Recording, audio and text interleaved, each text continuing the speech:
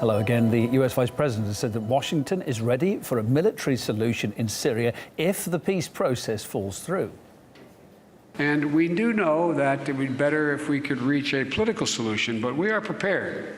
We're prepared, if that's not possible, to have a military solution to this operation and taking out Daesh. A US official later clarified that Joe Biden was actually, what he was saying there was talking about a military solution to Islamic State, not to Syria as a whole. Last December, world powers at the UN Security Council unanimously embraced a plan for a peace process in Syria that involves direct talks between the Assad government and the opposition. Now, US Secretary of State John Kerry has spent months trying to build all sides here to get them around the negotiating table for the next round of talks that take place very soon, scheduled for next week, Monday, in Geneva. Let's get more on this. Across to Jan Oberg, Director of the Transnational Foundation for Peace and Future Research, is joining us on the line now. Hi, sir. What can we read into this? Maybe nothing at all, or maybe he let something slip there that maybe he shouldn't have. Did Joe Biden leave the cat out of the bag there, that maybe there wasn't a great deal of thought about the peace process working and maybe something bigger was going to happen?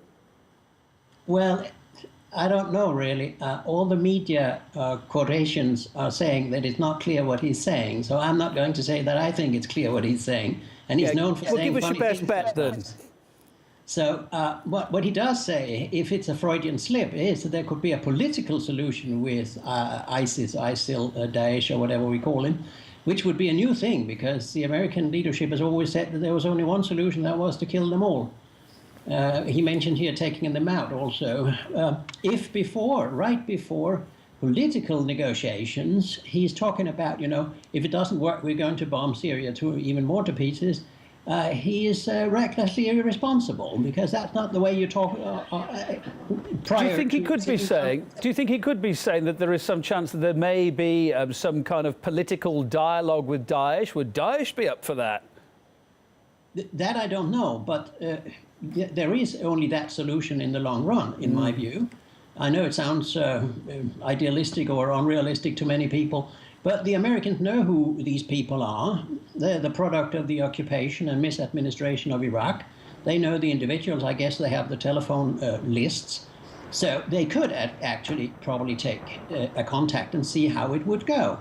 But I don't know. I don't think that is the way he would let's say, make that public to the world with a confused statement that everybody's wondering what he's actually saying.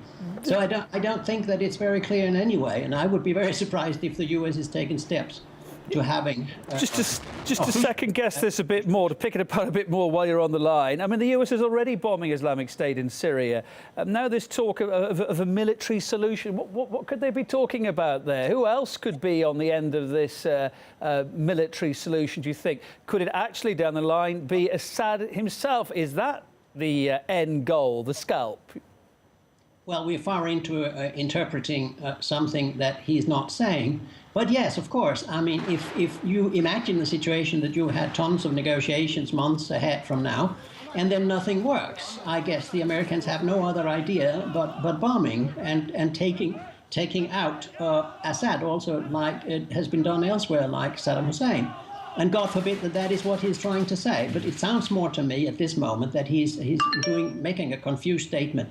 Well, the problem is we don't know what the question was he's responding to. I don't know how that was formulated. I can't find that anywhere. But I would hope that he's not saying anything like, that he believes there's a political solution to Syria as a whole or to Daesh, ISIL. There are only political solutions if we're going to have some kind of stability in this part of the world.